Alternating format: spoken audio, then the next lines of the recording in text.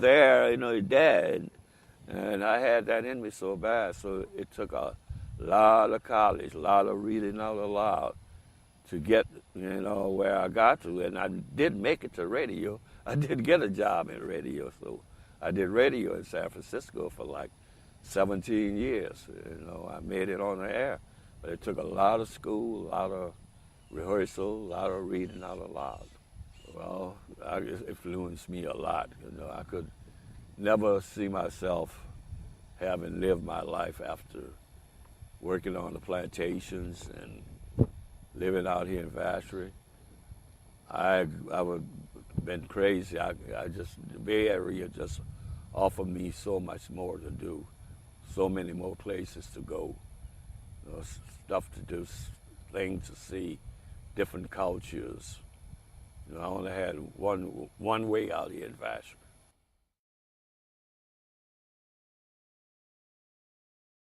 You know, all the time, been though. It was in my mind since I was young, you know, I'm gonna go and I'm gonna find my daddy. You know, and I did find him. It was too late, he had passed away. But I found out who he was and got to know my brother. So I did exactly my grandmother used to, when I used to ask her about, you know, will I ever find my dad? And she said, God can do anything. Just believe in God. God can do anything. I'm here as a witness. God can do anything.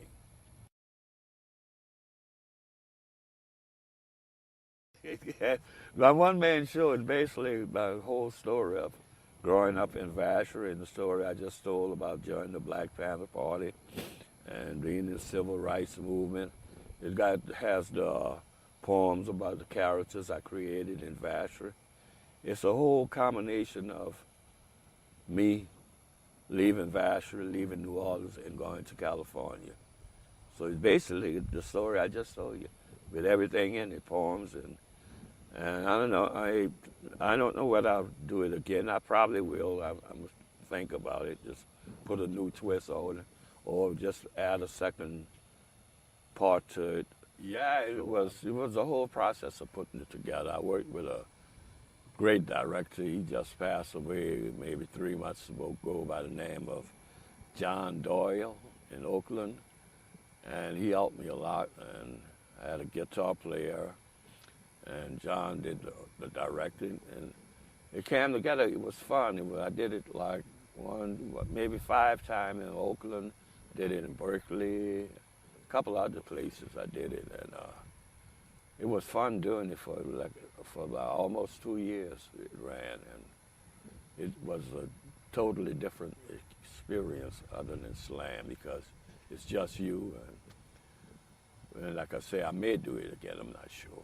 Those are songs I remember from, you know, all the way back from my younger days. And those was like songs from like Big Joe Turner, Guitar Slim, and back there in the days, you know, Fats Domino. So those songs I had in my head already, and I knew a few lines. But whatever line is sung in the song, that's all I know.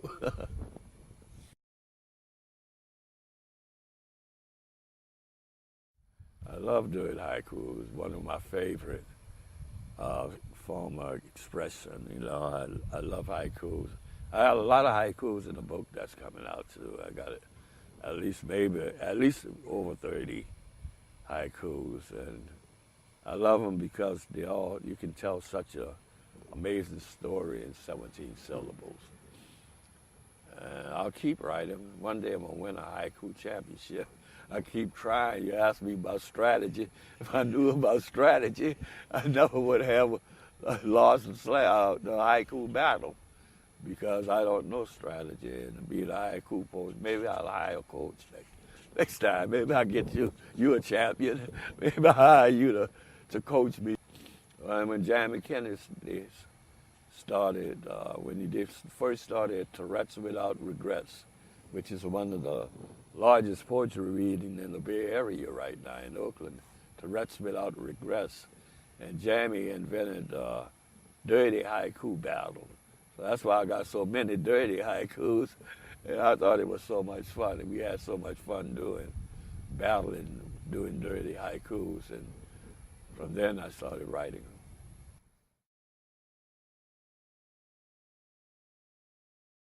It's a collection of all the stuff, a lot of short stories. A lot of people have heard my poems.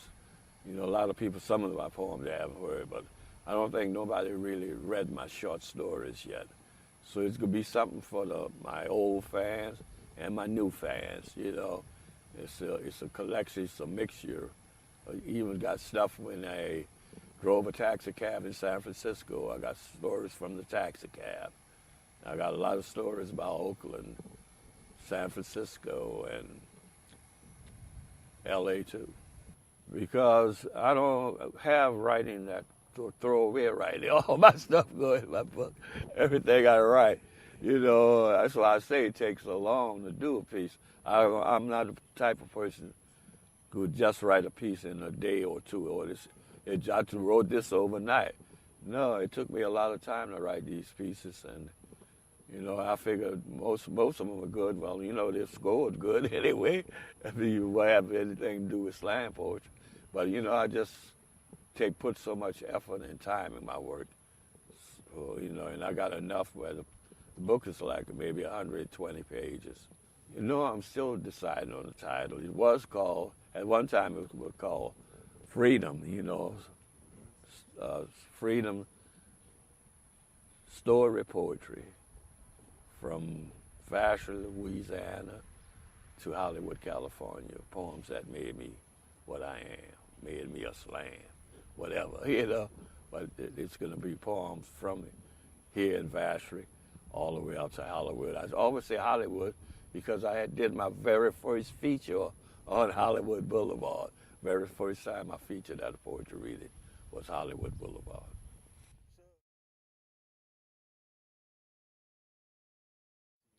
Everybody needs poetry, man. What's something that's saying about it? You get your news from poetry, you know? There's something to say that's saying about that. But I don't know, I just see the people who that come to a slam or some performance for the first time and how much they appreciate it the first time they hear it. You know, they didn't even know they liked poetry that well until they went on stage, you know, see somebody at a slam. A lot of people, I've taken them to slam, and they want to come back. So I think poetry is wonderful for everybody, you know, even the kids. I do workshop in middle school. They love it. Elementary school, you know, never did a workshop where the kid didn't fall in love with the poetry. And a lot of times we do we call it the bad children's school. You know, the children that can't go to public school, they're too bad for public school. And I do workshops in those type of schools, and they be loving it.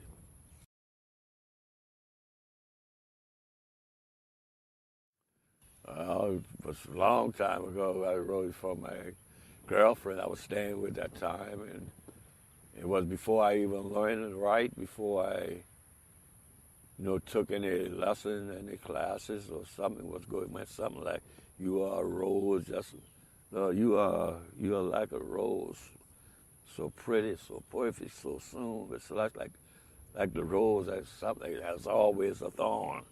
And I said, "That's a poem," and I never, really forgot it. I don't really remember it all the way, but when I wrote that before I started writing, I just figured I had something that I can do as far as poetry concerned.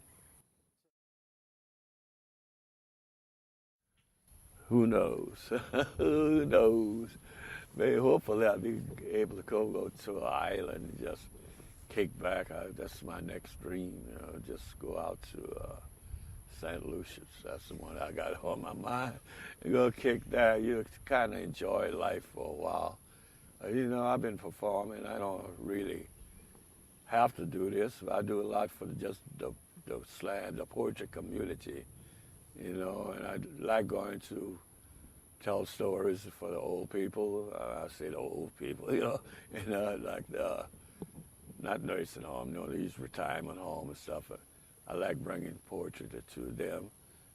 I work hard sometimes at this art, and actually I don't really need to work. I just come here, buy my boy pickle, I'll sit here, drink his homemade wine, and go fishing.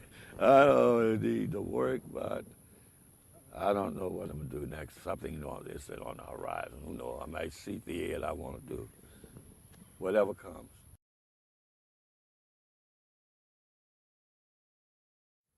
I just get a good feeling. Just, I'm at home. You know, I live in New Orleans, but you know, my mother always did live in New Orleans, so I've been going to New Orleans like forever since I was a kid. But New Orleans is not really home. This is home. When I come to Vacherie, I feel like home. You know what they say? Home is the place where they have to take you in when you come. This is home. You got to take me in. I know I'm welcome here.